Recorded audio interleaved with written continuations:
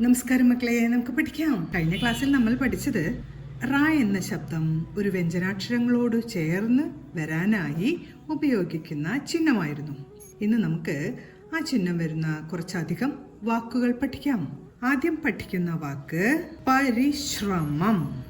പരിശ്രമം പരിശ്രമം പരിശ്രമം. അടുത്തത് വെപ്രാളം. പ്രായുടെ കൂടെ ആ എന്ന സ്വരാക്ഷരത്തിന്റെ ചിഹ്നമാണ് ഇവിടെ ചേർത്തിരിക്കുന്നത്. വെപ്രാളം.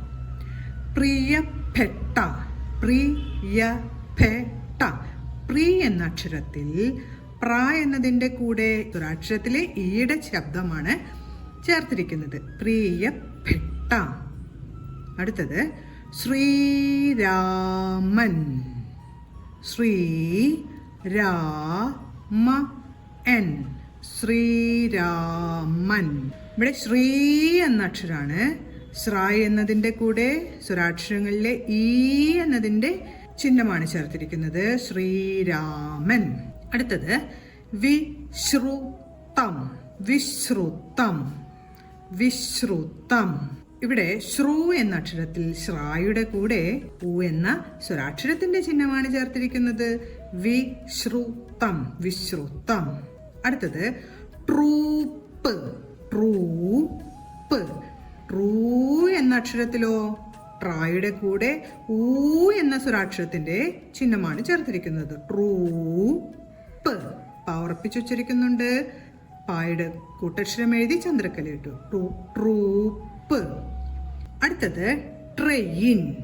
ട്രെയിൻ. ട്രെയിൻ. ഇവിടെ ട്രേ എന്ന അക്ഷരത്തിൽ ട്രായുടെ കൂടെ എയുടെ ചിഹ്നമാണ് ചേർത്തിരിക്കുന്നത്. ട്രെയിൻ. ട്രെയിൻ.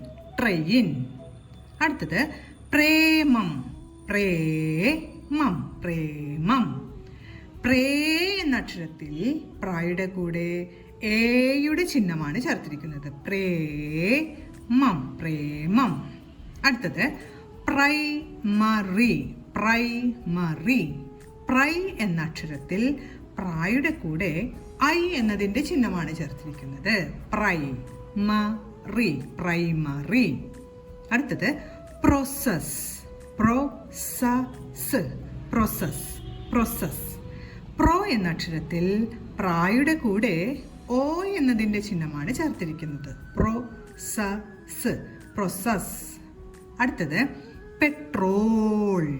പെട്രോൾ. ട്രോ എന്ന അക്ഷരത്തിൽ ട്രായുടെ കൂടെ ഓ എന്നതിന്റെ ചിഹ്നമാണ് ചേർത്തിരിക്കുന്നത്. പെട്രോൾ. പെട്രോൾ. അവസാനത്തെ വാക്ക് ട്രൗസർ. ട്രൗസർ. ട്രൗസർ. ട്രൗ എന്നതിൽ ട്രായുടെ കൂടെ ഔ എന്നതിന്റെ ചിഹ്നമാണ് ചേർത്തിരിക്കുന്നത്. ട്രൗസർ. ട്രൗസർ.